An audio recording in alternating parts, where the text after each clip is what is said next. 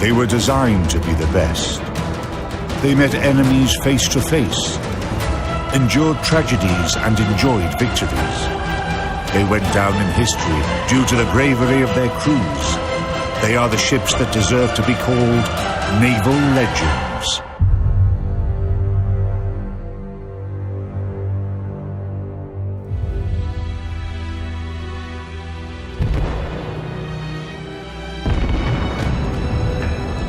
In this episode, watch Yamato, Life and Death of a Legendary Battleship.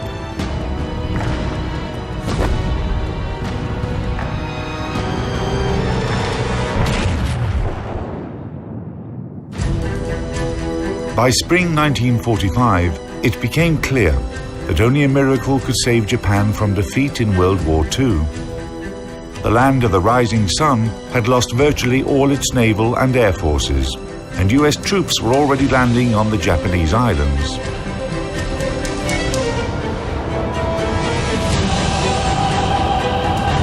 On the morning of April 6, Japan's legendary battleship Yamato sailed off to fight her last battle. The last bit of hope the Japanese possessed rested with this steel giant, the largest and most powerful battleship of the time.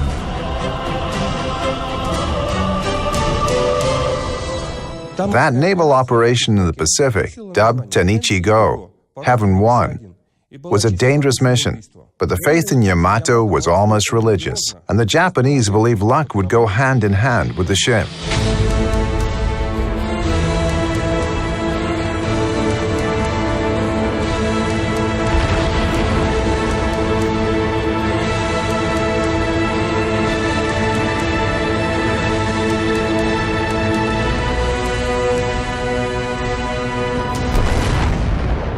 The history of battleship Yamato began 10 years before the ship's legendary last mission.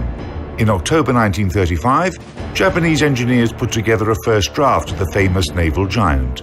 Unlike the Americans, whose ships were limited to a size that could pass through the Panama Canal, nothing restricted the Japanese from building ships of a large size and displacement and arming them as heavily as possible. Japanese designers set out to make battleships powerful enough to outmatch all existing foreign counterparts and any ships that would be built in the upcoming years. The production facilities behind me were the Kure Naval Arsenal in those days. Its dockyard saw the birth of battleship Yamato. Her keel was laid in 1937 and the ship was completed in 1941. Yamato was the heaviest battleship in the world. Back then, the total construction expenses amounted to 130 million yen. That would be over 1 trillion yen, $8 billion in today's prices. Initially, Japan planned to build a total of 4 Yamato-class ships. However, the Pacific War began, and after completing the second ship, Musashi, Japan stopped building the third ship, Shinano, and never started the fourth one. Eventually, Shinano was converted to an aircraft carrier.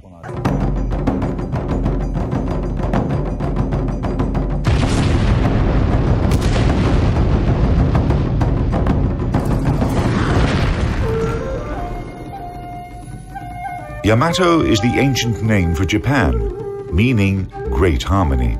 Strict secrecy was maintained throughout her construction. A high fence of mats surrounded the dockyard.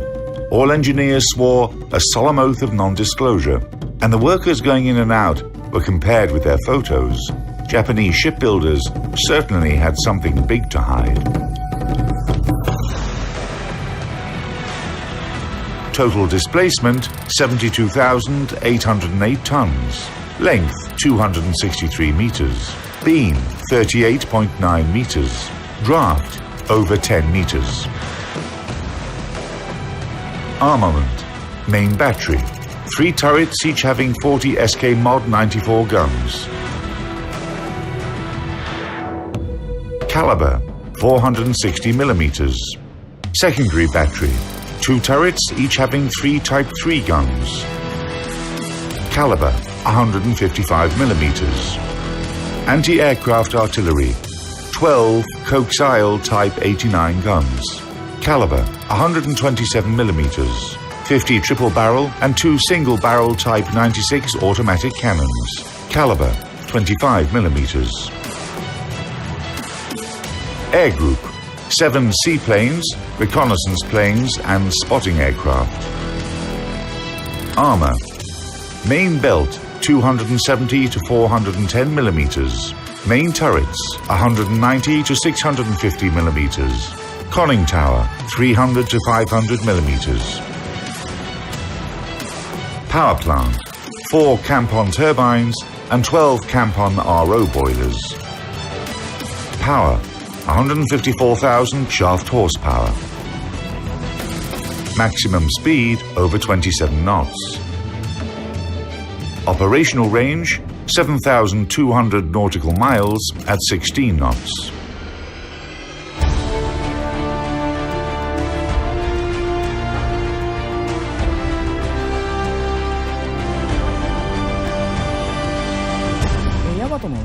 Yamato's key features are her main turrets, each having 3 460mm guns. The guns could fire shells weighing almost 1.5 tons with a muzzle speed of 790 meters per second. A gun turret, including the barbette, weighed 3,000 tons. It could contain over 150 men.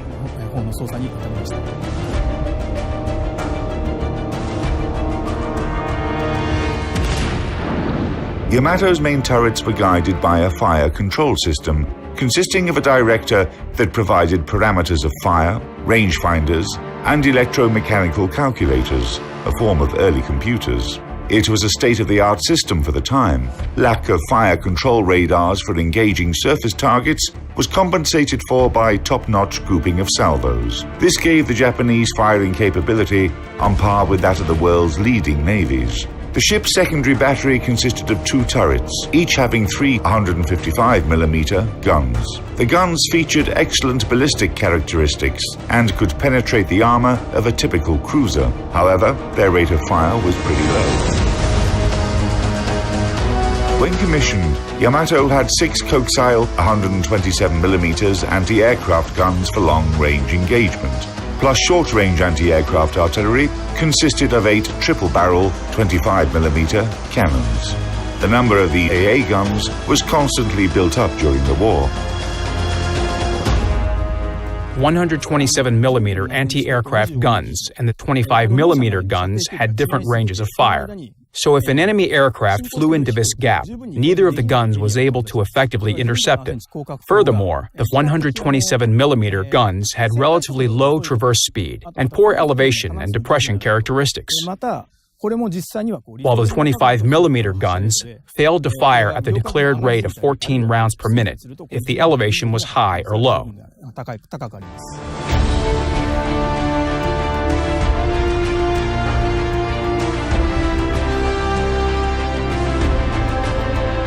Yamato enjoyed the heaviest armor in shipbuilding history. Its U.S. analog, battleship Iowa, had armor that was on average 100mm thinner.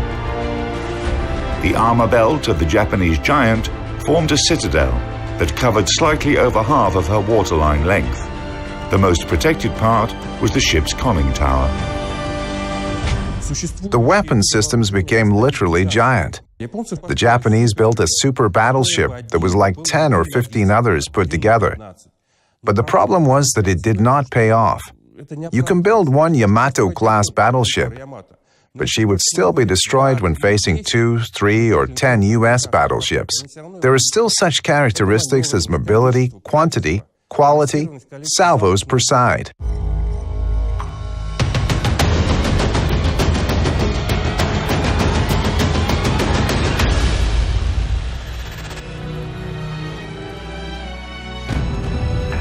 Yamato was commissioned in late 1941.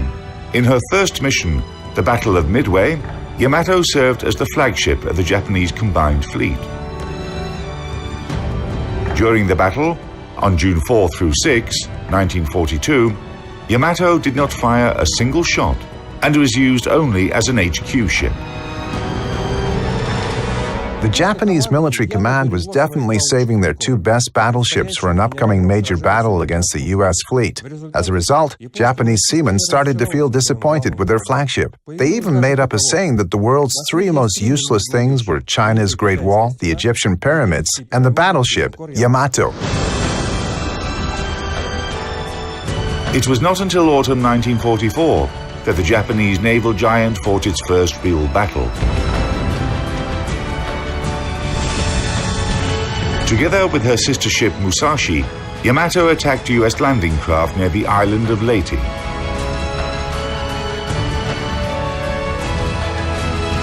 In that battle, Yamato was only slightly damaged, demonstrated her power, and recovered the status of an unsinkable giant. However, the situation in the Pacific theater had changed by that time.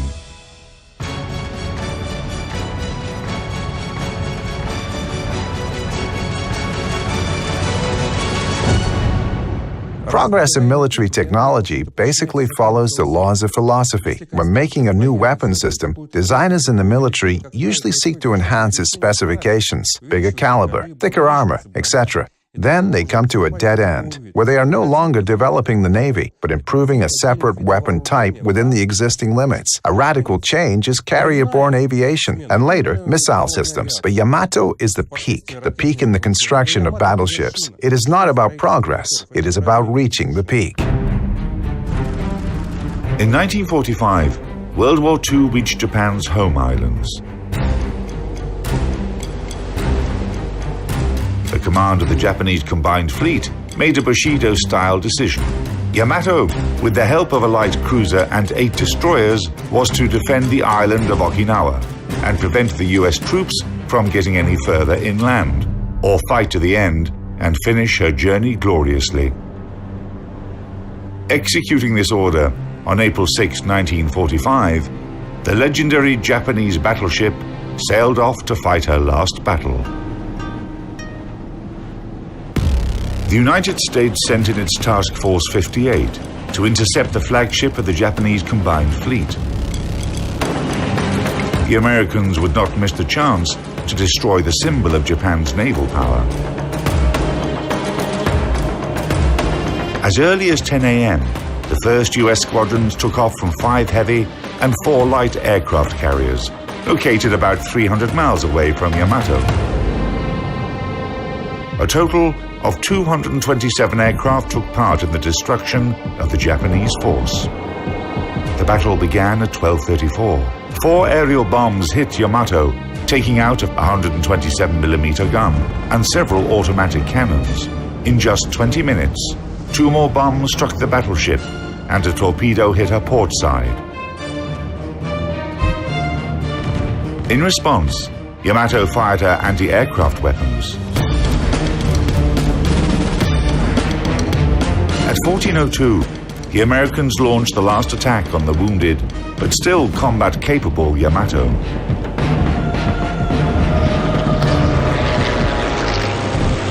It was a demonstrative execution. 4 torpedoes, 3 to the port side and 1 to the starboard side, destroyed the ship's damage control center. Yamato stopped moving and started listing to port more and more every minute. And when this huge ship capsized, a monstrous explosion erupted. The pride and hope of the Japanese fleet went under.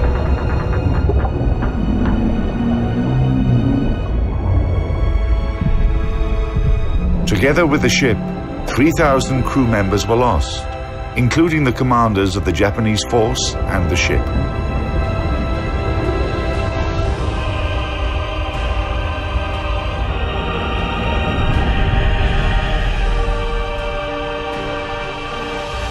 For the Japanese, Yamato still remains a symbol of the nation's might that fell in battle like a true samurai. The city where the legendary battleship was built opened a museum, whose centerpiece is a 26-meter model of Yamato.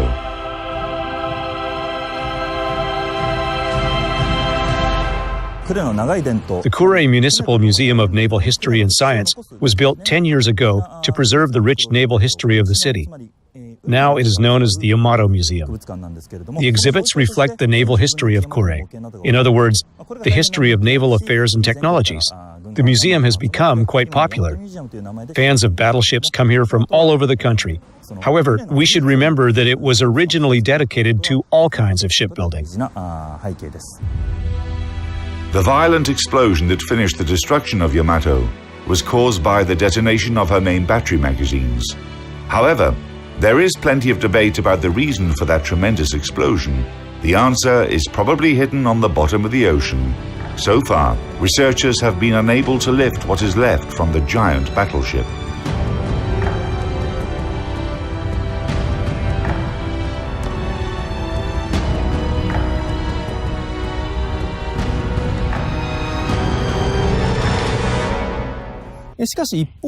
It is true that Yamato had a number of drawbacks. Like her sister ship, Musashi, the battleship was sunk as a result of airstrikes. The key reason for that was the ship's fundamental lack of ability to resist massive air attacks.